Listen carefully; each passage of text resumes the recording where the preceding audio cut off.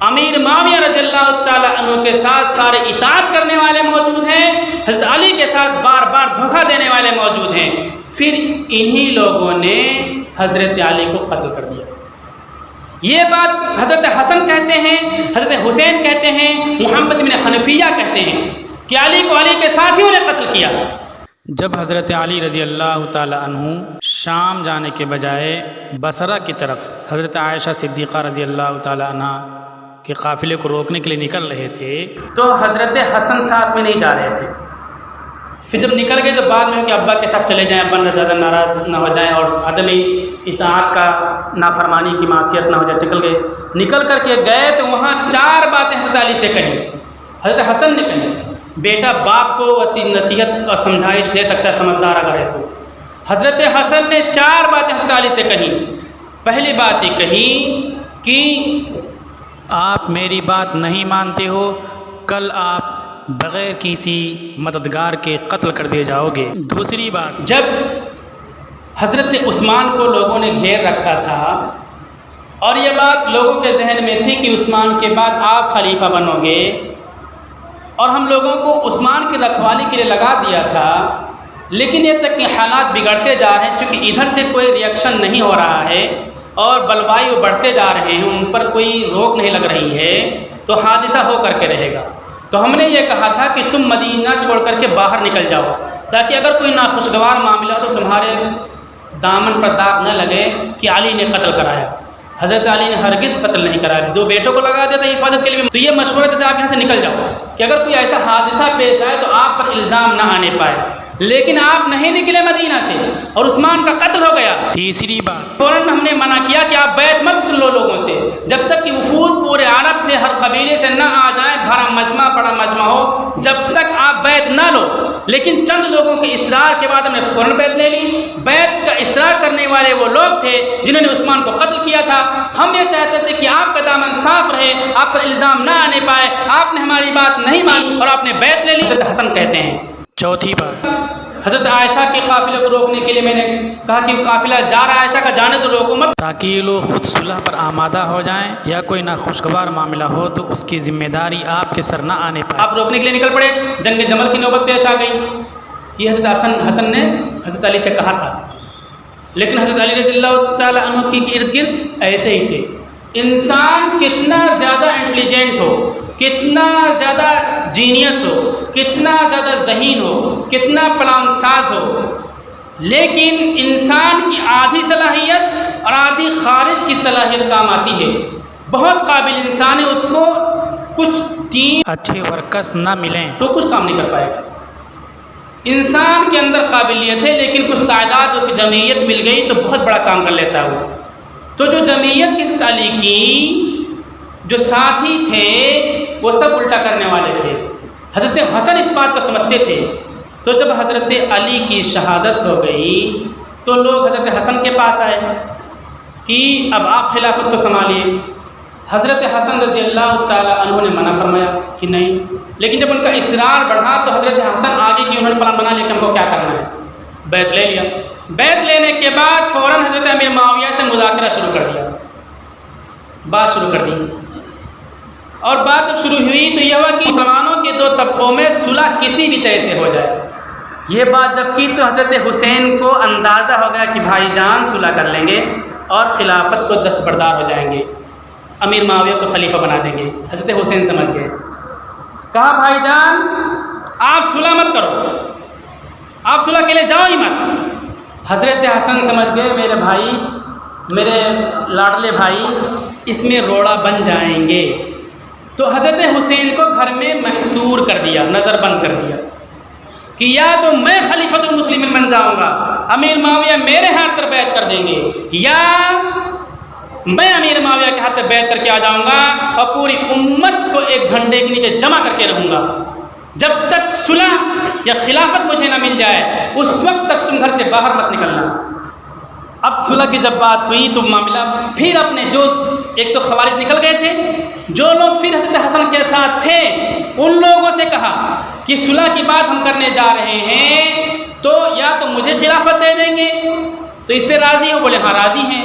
یا تو ایسا ہوگا کہ ان کے ہاتھ میں خلافت چلی جائے گی، میں ان کے ہاتھ پر بیعت کر دوں گا تو کیا راضی ہو؟ انہوں نے کہا ہم اس سے بھی راضی ہیں. یہ کہلوا لیا ان لوگوں سے اپنے ساتھیوں سے. پھر جب صلح کی بات چلی تو حضرت حسن نے حضرت امیر معاویہ کو اپنا حق دے دیا کہ اب آپ خلیفۃ المسلمین رہو گے.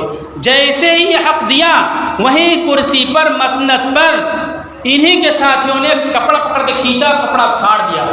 کون ہے حسن کا دشمن؟ کون ہے علی کا دشمن؟ کون ہے حسین کا دشمن؟ معاویہ دشمن ہے یا حسن حسین علی کے نام لینے والے دشمن ہیں؟ اندازہ لگائیے، سوچئے. علی کو قتل کیا، علی کا ساتھ چھوڑا، اب بیٹے حسن کو بیعت کے لیے مجبور کیا، بیعت کر دیا، اقرار کر دیا کہ جس طرح صلح کرو گے ہم تیار رہیں گے، آپ کی بات کو ہم تائید کریں گے، آپ کی مخالفت نہیں کریں گے. جیسے امیر معاویہ کے سلسلے میں انہوں نے دستبرداری کا اعلان کیا، فوراً دامن پکڑا اور کپڑے کو کھینچا. یہ حسن کا نام لینے والے، حسین کا نام لینے والے، علی کا نام لینے والے ہیں. یہاں اس موقع پر وہ روایت بھی بہت ہی زبردست ہے. اللہ کے نبی صلی اللہ علیہ وسلم نے بیان فرمایا تھا کہ یہ میرا جگر گوشہ مسلمانوں کی دو جماعتوں کے درمیان صلح کرائے گا. تو یہاں دو جماعتیں صلح ہو گئی. میں ان ابنی ھذا سید، میرا یہ لڑکا سردار ہے.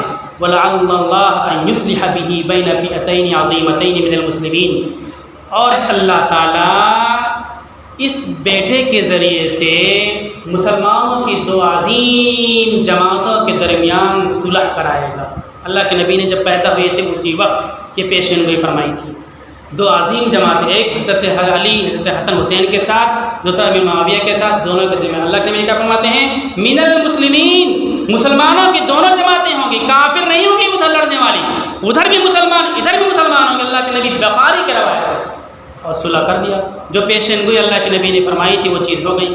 اب صلح ہو گئی اور معاملہ چلنے لگا. 20 سال تک عالم اسلام ایک جھنڈے کے نیچے تھا اور امن و امان اور چین و سکون کے ساتھ پورا نظام چلتا رہا 20 سال تک.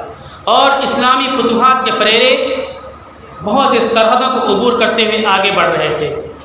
ایک بات یہاں اور آتی ہے کہ حضرت امیر معاویہ رضی اللہ تعالیٰ عنہ خلیفۃ المسلمین نہیں تھے، بادشاہ تھے. خلافت ملوکیت جو الفاظ آتے ہیں، خلافت ملوکیت، خلافت یہ خلیفۃ المسلمین حضرت عمر، حضرت بکر، عثمان، حضرت علی. ملوکیت تانا شاہ، ڈکٹیٹرشپ، تنہا ڈیسیزن اور فیصلہ لینے کا اختیار جس کو حاصل، اس کو ملوکیت بادشاہت کہتے ہیں.